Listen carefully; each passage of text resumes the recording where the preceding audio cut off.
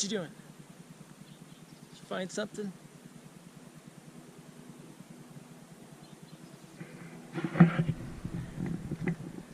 Hey everybody, Tim here.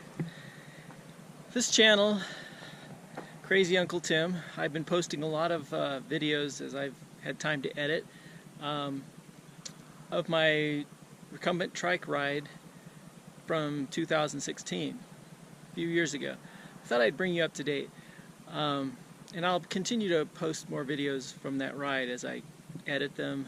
It just takes a lot of time to go through the video and the photos and put it all together, but I will continue to post videos from that ride all the way up until the conclusion of the ride.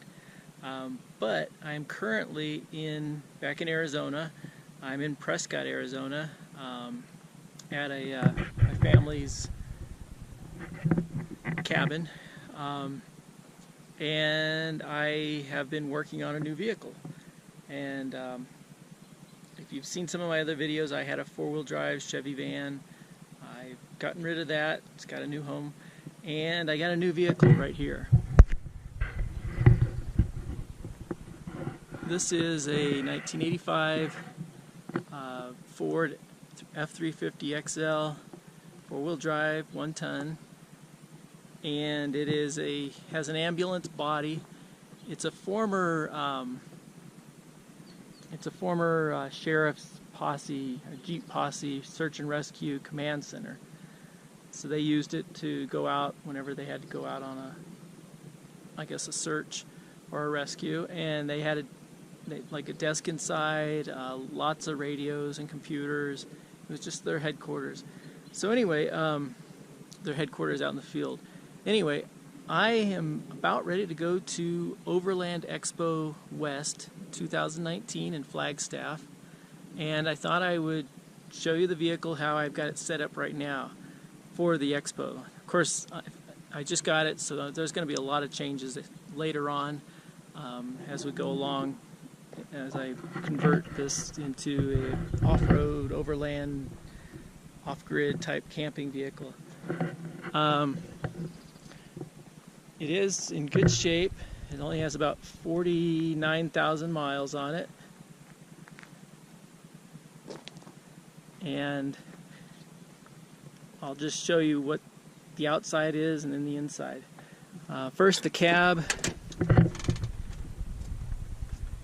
has pretty much a standard cab, other than it's got a lot of switches. There's a radio up there, battery gauges or meters, a lot of wiring for different types of communication devices. It's got the switches on right there to control all the different lights, different activities as far as the front area and the back area.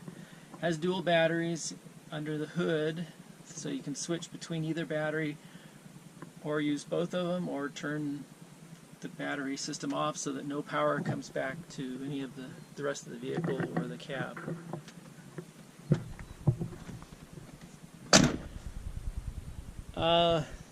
Lots of storage.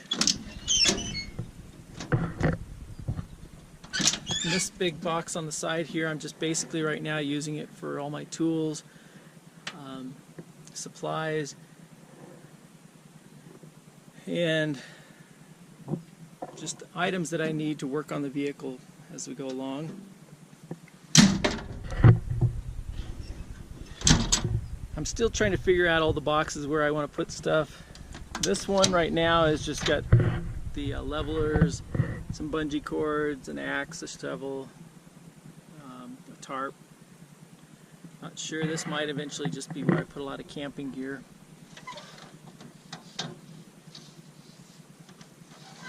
I do need to fix this cable so that it goes in instead of up. This box back here is right now just all my chemical, oil, cleaning, just anything I need. Power steering fluid, brake fluid, gear oil, jumper cables, a lot of parts, spare parts, hoses, and rags and stuff for cleaning.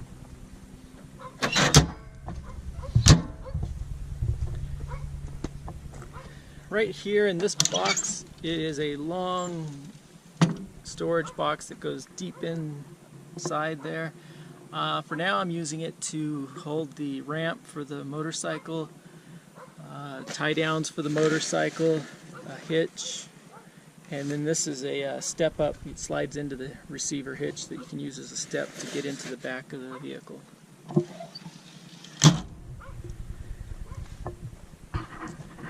This box, or this door actually I should say, is locked, but it just is a pass-through. It just goes into the box. It doesn't actually have a separate box. So I really don't need to use it for anything unless I want to open it up, put something inside real quickly. And I don't mind showing the license plate because I'm getting a new plate pretty soon, any day now.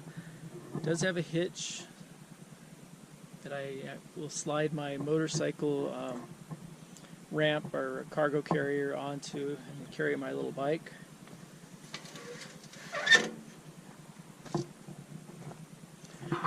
Over here we have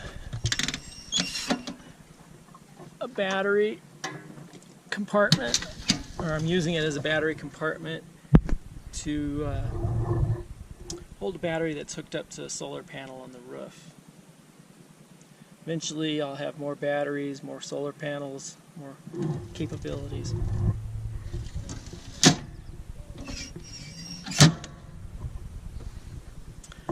Over here is another storage compartment, a tall one. In the future I'm not sure what I'll do with it, but right now it's holding water,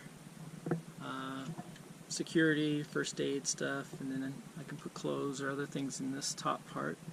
This also has a door, or two doors, that open up to the inside of the ambulance body. Also have on the side here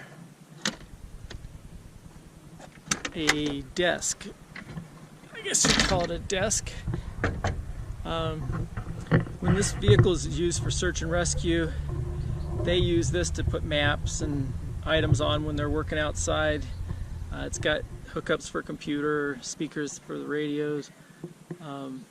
So it was really just a good work area. They could pull out the awning up there for shade or to protect them from the rain if it was. So it's a good area. I'm going to use this for probably for cooking when I'm camping. I'll have my stove and other items up on here. Okay, inside.